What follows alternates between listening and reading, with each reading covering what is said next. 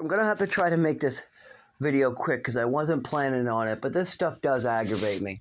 This lady, a news story right there, she's on a kidney transplant list with many, many, many disproportionate young black women, poor Irish men and women, poor Spanish men and women, just generations that have lived in poor neighborhoods and just been drinking the water there, and just different neighborhoods that have been eating food near or living near these different plants. Or there's been a lot of these charts coming out for the last 40 years talking about where certain ground dirt is different saturations and different toxic chemicals of saturations, where they've been dumped, what neighborhoods have been affected, how legislation has been pushing these things in certain areas, concentrating certain people in these areas, just all this type of crap.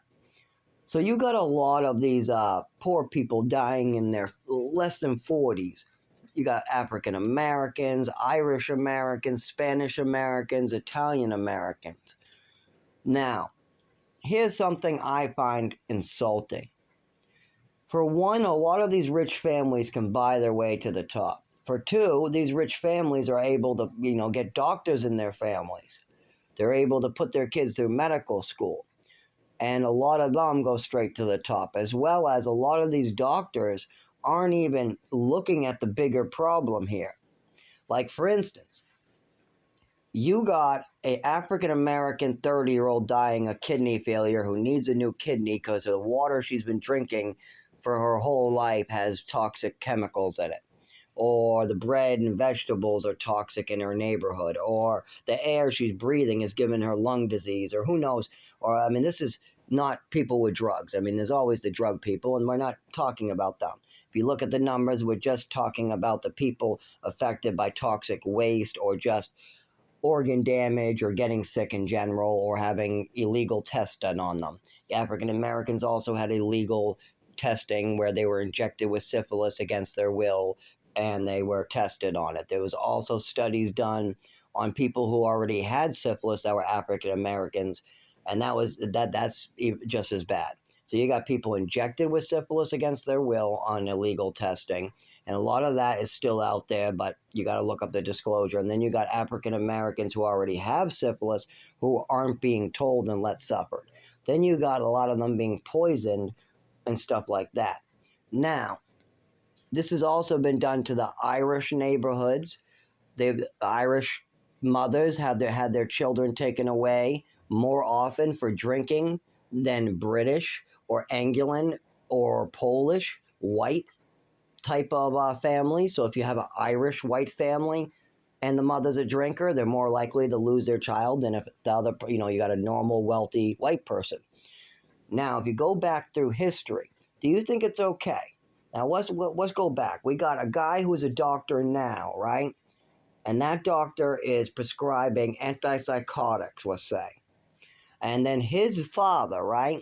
His father was charging 20 grand to either shock people's brains with electricity or put an ice pick up a guy's brain. Like, for instance, I think it was one of our president's sisters went to see this guy and and then this guy did it with no gloves. He was a surgeon who said he had a cure for mental illness where he would take an ice pick and just shove it up people's brain through the nose. Just hit it with a hammer in the precise area, right? With no gloves. No anesthesia, person moving around. Yeah, dude, there's the very wealthy families for money, by the way. This is wealthy families that he did this to their children. So he's getting paid big money, and then he gets that big amount of money, and he gets to put his son through medical school. So now he's got a shitload of money from the rich families to put ice picks and destroy people's brains. And then he's now invested that into putting his kid in the medical school, and that kid now is an adult, and now he's prescribing antipsychotics.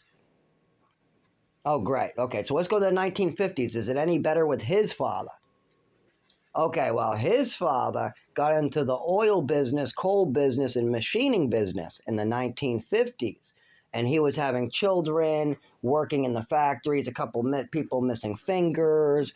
Oh, not just that, he was stealing and working against the government. And before that, he was even with the Nazi party, but the Nazis lost, so he had to switch over.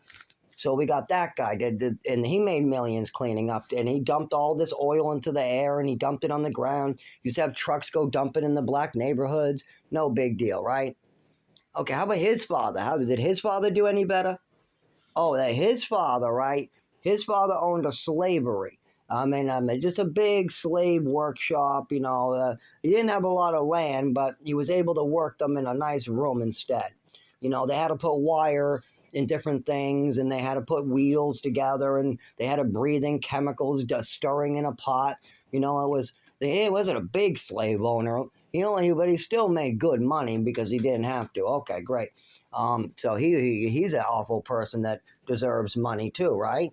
No, no, no, of course not. But he made enough money to give that to his son, so that his son could invest it in oil, coal, and all these industries, as well as put children to work. I mean, they're not black, right? Or maybe some of them were. I don't know. And then we'll see how his father did with his 20, 30, 50 grand that he inherited. Oh, yeah, that's right. He was bringing the slaves over in a ship. Oh, great. And he was killing Indians and selling the heads. But he invested that money and gave it to his son, right?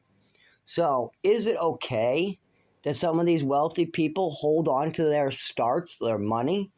It, I mean, how many generations of greed and taking advantage of the poor does it take for us to realize there's a bigger systemic problem here?